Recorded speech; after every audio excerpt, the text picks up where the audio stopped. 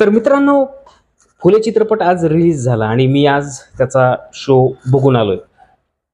हा चित्रपट कसा आहे, बघावा की नाही बघू, हे सगळं मी एका व्हिडिओमध्ये सांगितले. तो YouTubeला येईल उद्या सकाळी.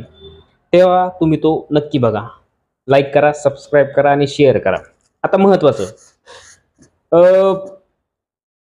आपल्याकडे खूप मोठा वाद झाला होता मध्यंतरी, की फातिमा शेख नावाची बाईच अस्तित्वात नव्हती किंवा तिचा कुठेतरी एक उल्लेख होता पत्रामध्ये, म्हणून ती आहे की नाही याच्यावर बराच वाद समाजामध्ये सुरू झाला होता. ते तुम्हाला माहिती असेल.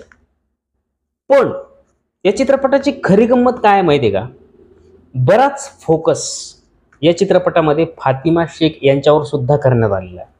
फातिमा शेख, त्यांचा भाऊ आणि इतर मंडळी या लोकांना सुद्धा ग्लोरीफाय करून दाखवले आले, जी काही चांगली गोष्ट आलेली. म्हणजे आपल्याकडं हा समाज अ, एक असा समज पसरवण्याचा प्रयत्न करत होता, की फातिमा शेख हे कॅरेक्टरच नव्हतं. मुळात स्त्री शिक्षणासाठी या बाईंनी काही केलं असेल अशी शंकाच उपस्थित केली जात होती. मुळातच सावित्रीबाईंनी शिक्षणासाठी इतका संघर्ष केला. जाती निर्मूलन असेल, विधवा चा पुनर्विवाह असेल, बालविवाहाला थांबवणं असेल, अशा कितीतरी प्रश्नांवर या दाम्पत्यानं काम केलं. हे कामच नाकारण्याचा प्रयत्न अनेक लोकांकडून होतो. म्हणून तर जेव्हा हा चित्रपट यायला लागला किंवा येणार आहे असं कळलं, मग टीजर आला आणि मग लोक तापले. तापायचं खरं तर काही कारण नव्हतं. पण आपलं पितळ उघडं पडतंय. फुलेंना त्या काळात सुद्धा विरोध झाला आणि तो विरोध कशासाठी होता? तर शिक्षणाचा हक्क आमचा आहे, ते आम्ही करणार. ते तुम्ही कोण क्षुद्र, ते तुम्ही करायचं नसतं. आणि मुलींनी अरे बापरे, शिकूच नाही रे बाबा, कशाला शिक्षण घ्यायचं मुलींनी, असा एक समाज होता, ज्याचा हा समज होता.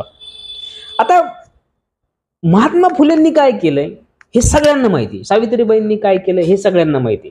तेच सगळं सिनेमामध्ये आहे. परंतु फातिमा शेख यांना ज्या पद्धतीनं सिनेमामध्ये दाखवलंय ती खरंच एक चांगली गोष्ट आहे.